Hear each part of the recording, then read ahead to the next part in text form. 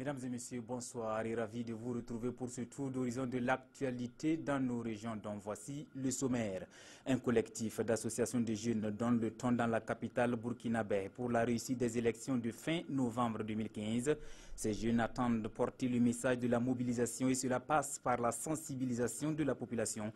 Le coup d'envoi des activités de ce collectif a été donné hier dimanche. Grande mobilisation également à Bobo du Lasso ce week-end au Théâtre de l'Amitié pour la clôture de la 5e édition de Vacances Loisirs, une manifestation culturelle placée sous le signe grossesse indésirée en milieu jeune.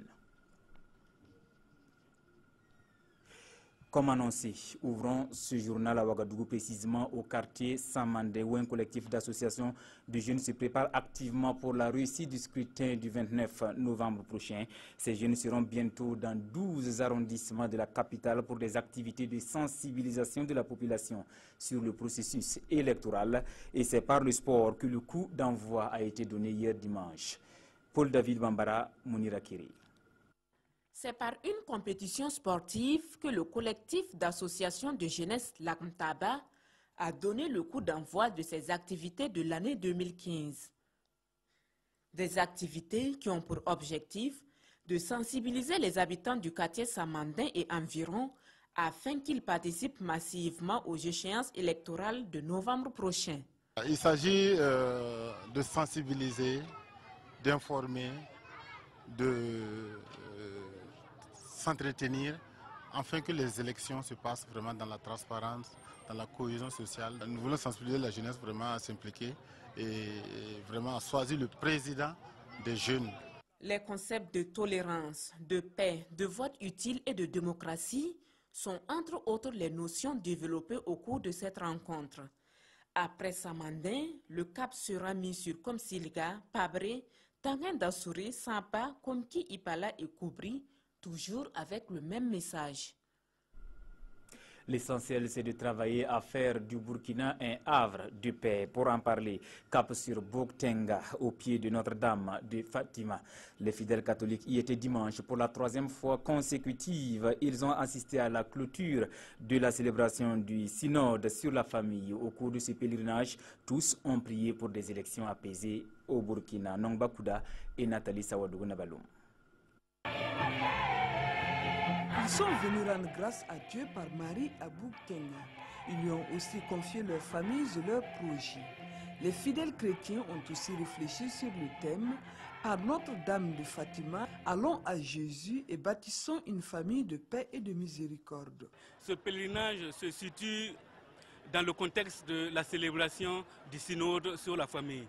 Dans ce sens, l'interpellation est que toutes nos familles doivent imiter la Vierge Marie. Imiter ces vertus de la Vierge Marie peut être vraiment un terreau favorable pour faire grandir ces vertus-là et surtout ces valeurs de paix et de miséricorde en famille. La réconciliation, même quand elle est acquise, est généralement d'une grande fragilité. Les chrétiens en sont conscients, c'est pourquoi ils ont offert ces symboles à Dieu. Une calebasse et un canari d'eau fraîche, des fleurs blanches, la carte et le drapeau du Burkina Faso. À cette messe, on a aussi prié pour les élèves et les étudiants. Les fidèles ont également confié à Dieu les martyrs et les victimes des événements derniers. Avant que la journée du 31 octobre a été décidée par les plus hautes autorités comme étant une journée nationale pour la commémoration donc, des martyrs. Et à cette occasion, instruction nous a été donnée d'organiser des offices religieux sur l'ensemble du territoire national et à partir du 25, en commençant donc par les chrétiens catholiques et protestants et le vendredi 30 donc pour les communautés musulmanes. Et je crois que cette occasion a permis à l'ensemble des fidèles qui se sont retrouvés ici de prier donc pour le repos donc, des âmes donc, des martyrs. L'évêque de Koudougou qui a présidé la célébration a appelé les fidèles à se tourner vers la Sainte Trinité pour bâtir et consolider les familles chrétiennes. Dans tout autre registre, à quelques semaines de la tenue de la conférence des partis sur le climat à Paris, le sujet fait également débat.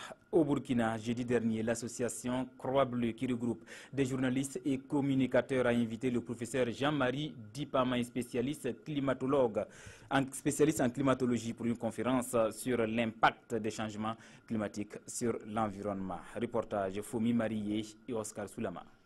Les effets du changement climatique sont présents dans notre quotidien. C'est ce que s'évertue à démontrer le professeur Jean-Marie Dipama, spécialiste en climatologie. S'adressant à cette assemblée, il note que l'ampleur du phénomène entre 1980 et 2010 laisse entrevoir qu'il y a une crise climatique au Burkina Faso, d'où la hausse constante des températures.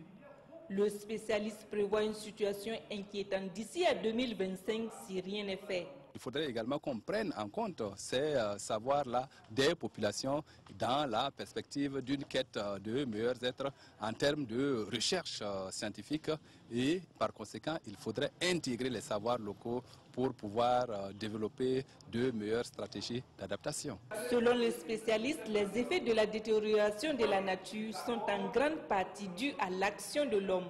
Convaincu de cela, l'association Croix-Bleue, initiateur de la conférence, interpelle les jeunes à plus d'actions pour la protection de l'environnement. Nous, les citadins, nous qui vivons en ville, qui avons le mauvais comportement. Par contre, nos paysans, qu'on peut dire analphabètes, en griffe, ces derniers-là développent des initiatives pour déjà lutter efficacement contre ces changements climatiques. La conférence sur le climat à Paris est un défi pour la jeunesse africaine et surtout burkinabé, estime le conférencier. Mais il déplore que les personnes choisies pour débattre du climat ne sont toujours pas celles avisées sur la question.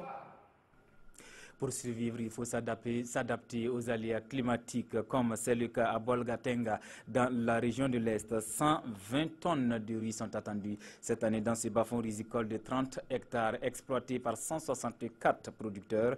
Sur ce site, retrouvons Nestor Yougubari et Isaka Suleiman Diallo pour une visite commentée. Dans ce bas-fond risicole de Bolgatenga, dans la commune de Diabo, il est attendu pour cette campagne agricole 120 tonnes de riz. C'est ce qui ressort de la visite commentée faite par la direction régionale en charge de l'agriculture de l'Est sur le site. L'aménagement de ce bas-fond est rendu possible grâce au projet Rue Pluviale avec l'accompagnement financier du programme alimentaire mondial. Une sortie placée sous 2 signes.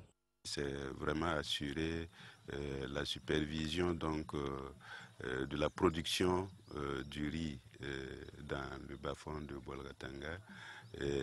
Et aussi prodiguer nos conseils aux producteurs. Après la visite, la délégation s'est entretenue avec les producteurs. Une occasion pour ces derniers d'exposer leurs préoccupations. Premièrement, les problèmes que nous avons ici et qui nous fatiguent, ce sont les diguettes. Nous souhaitons avoir une aide pour refaire les diguettes afin de retenir l'eau. Deuxièmement, nous voulons un magasin pour stocker nos récoltes. Pour cette première expérience, les producteurs espèrent faire un chiffre d'affaires de plus de 18 millions de francs CFA.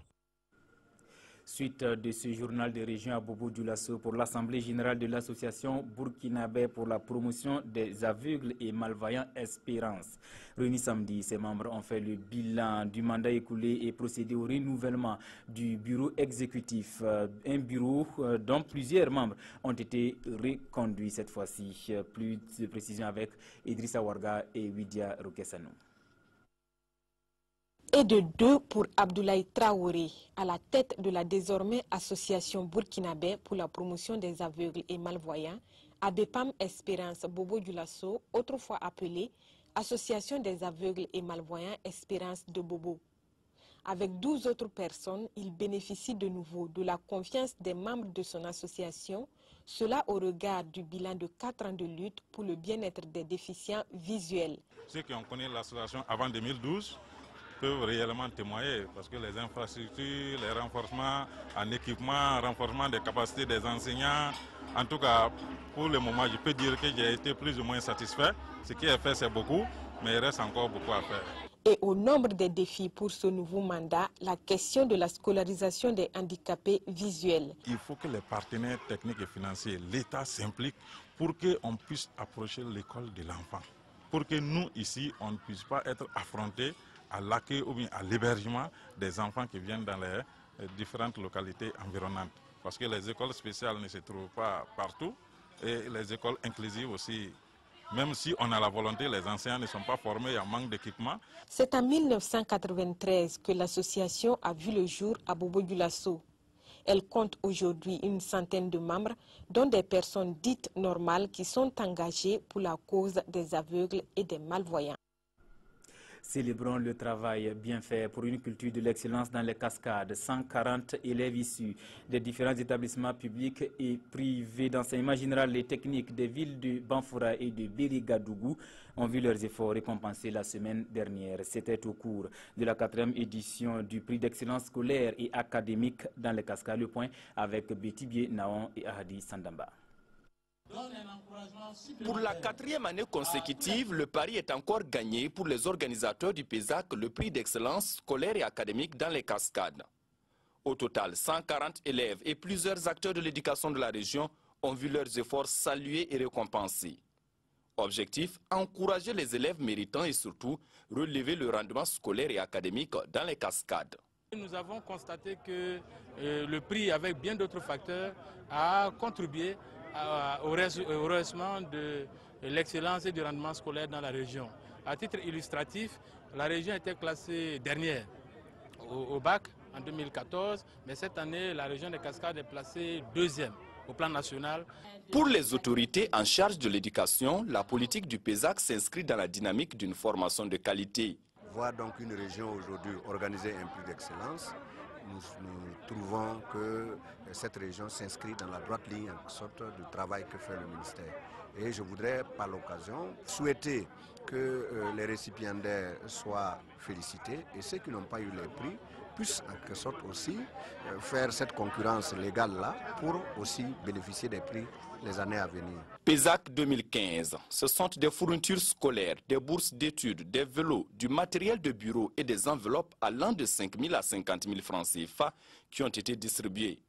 Pour les différents lauréats, plus qu'une faveur à leur égard, ces prix sont comme un défi à relever et surtout à maintenir haut le flambeau de l'excellence partout où ils seront.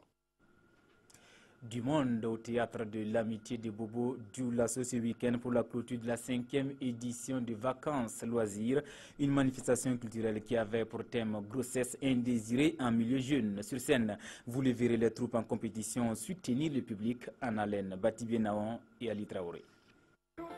Malgré la chaleur accablante et le soleil de plomb, ils étaient nombreux à investir la cuvette du théâtre de l'amitié de Bobo-Dioulasso. Dans une ambiance de fête, le public est venu soutenir pour la finale de la 5e édition de Vacances Loisirs les différents groupes en compétition. Des groupes venus de Ouagadougou, Koudougou et Bobo-Dioulasso et qui ont su montrer leur savoir-faire en fait de société et en ballet. On a eu encore une musique du terroir avec Diabaté. Et vous avez vu les faits de société où on a voulu faire une sensibilisation au niveau de la jeunesse. Donc je pense que c'est les innovations majeures. Moi, en tout cas, je pense que les sketchs sont un peu sortis, franchement, du thème. Parce que ce qu'on leur demandait, je pense qu'ils n'ont pas très bien compris. Sur les 3 groupes en compétition en fait de société, le premier prix a été remporté par Ensemble Artistique Ouakad de Tampuy.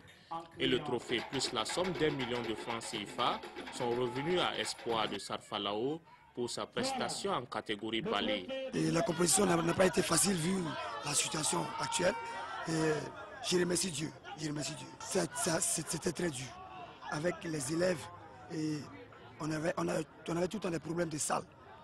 On répétait dans les salles d'école et jusqu'à la rentrée s'est introduit, donc directement, nous étions obligés, on répétait presque dehors. C'est pas facile. L'éclat de cette soirée a été rehaussé par des artistes musiciens comme Choki et Diaveruté. Des humoristes étaient également de la partie. Mesdames et messieurs, c'est tout pour l'actualité consacrée à nos régions. Merci de l'avoir suivi. À bientôt.